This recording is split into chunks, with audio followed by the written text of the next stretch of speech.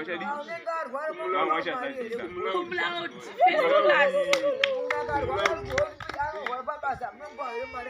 mutemo weZimbabwe unoti munhu akarwara akauya nematsamba anobhadharwa zuva iro kana iri kambani kwayo. Asi kambani dzako dzana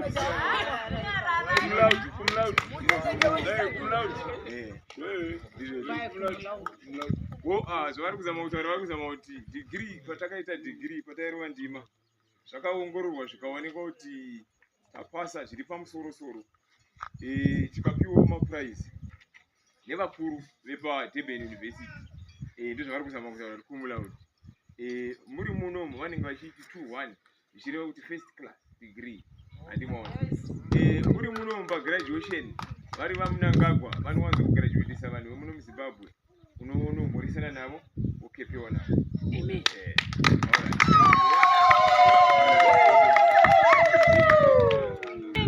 Ivo vamanzera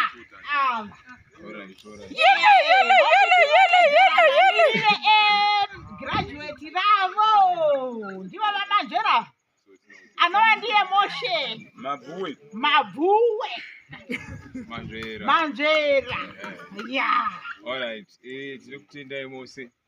Ine hangu ndiri munhu wemashoko mashoma asi anenge akakora zvawo. Saka muse zvamanzi waindoitwa Moshe Mabhuwe manzvera. Saka rwendo rwangu rwotanga rwakadai kusvika pacrash, kutangira kubva kuzasi kusvika pacrash rwambosvika ndichimbotenderera munomu ndokunga zvakatangira kwaZinata. KwaZinata ndokwandanga kaberekerwa, kambotenderera kusvika crash, kambopinda ndokunga paya neimwe crash yakamboita pabashoperi kana mumasema. Ndobva tazoendawo Harare. Harare tikanoita grade 1 pachikoro chainzi grade 4 primary, pachikoro chainzi grade 3 primary panhau dzekutokorora.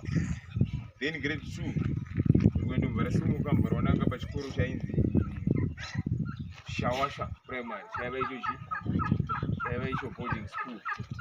Ipapo ndo pakamboita mutauro manje nekuti vamanzvera vakanzi vopenga manje kuzoendesa mwana grade 2 boarding hazazodambuka manje handimaona.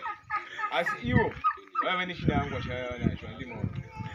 Vanga vatoona vision kudhara kuti vana vangu ndoda kuti vadi vadzidze, ndoda kuti vana vangu vasvike kupfeka magauni. Aya magauni amunoona takapfeka kudai muzora nhasi handimaona. Saka rwendo rwabva grade 2 rwakasvika pagrade 7 tiri kushawasha kuya.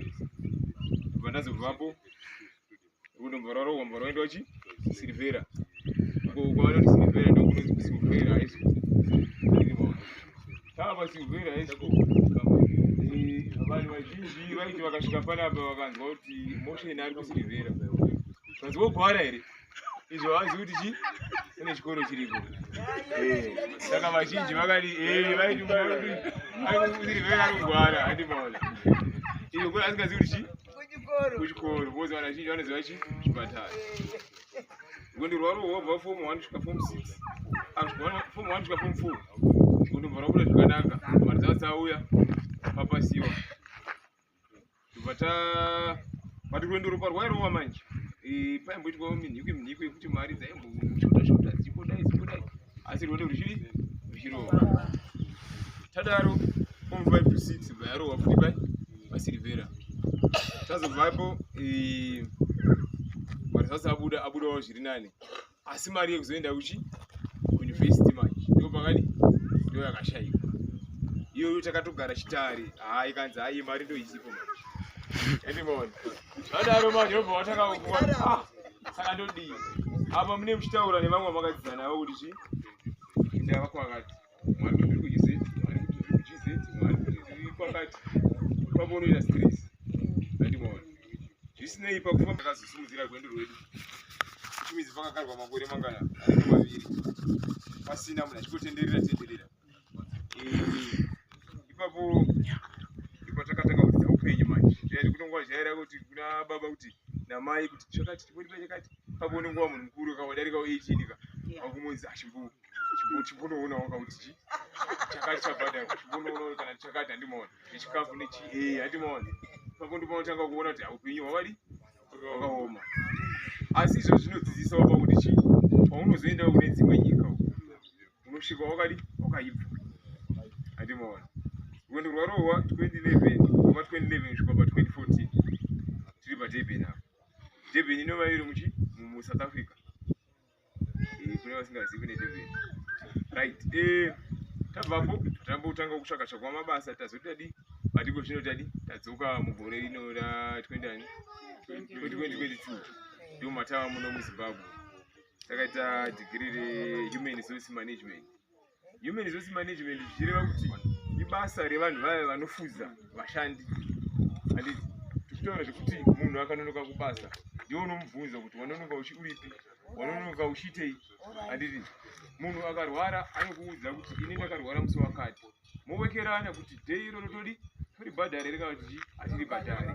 Ndo basa racho neratei tichiita iroro kune ava vasingaivachinzerera.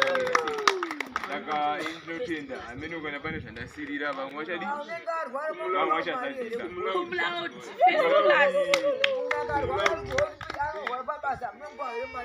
mutemo weZimbabwe unoti munhu akarwara akauya nematsamba anobhadharwa zuva iroro kana iri kambani kwayo. Asi kambani dzako dzana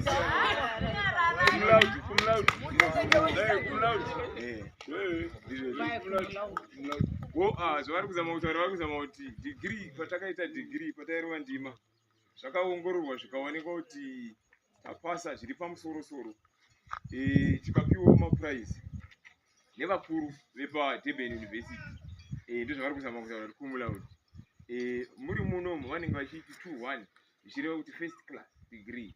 Handimaona muri munomu pagraduation vari vamunangagwa vanowanza kugraduatisa vanhu vemuno muZimbabwe unomhoresana navo ukepewa navo.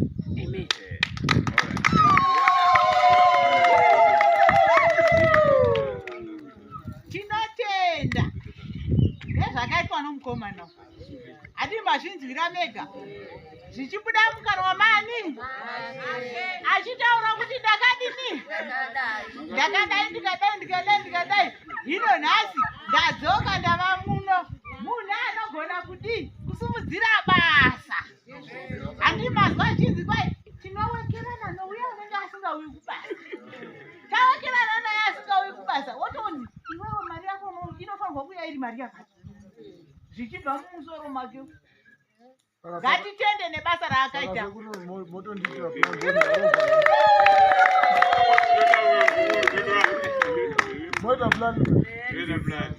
Next wauyaiko zvino ndivo vanonzi vamanjera anova ndiye notion.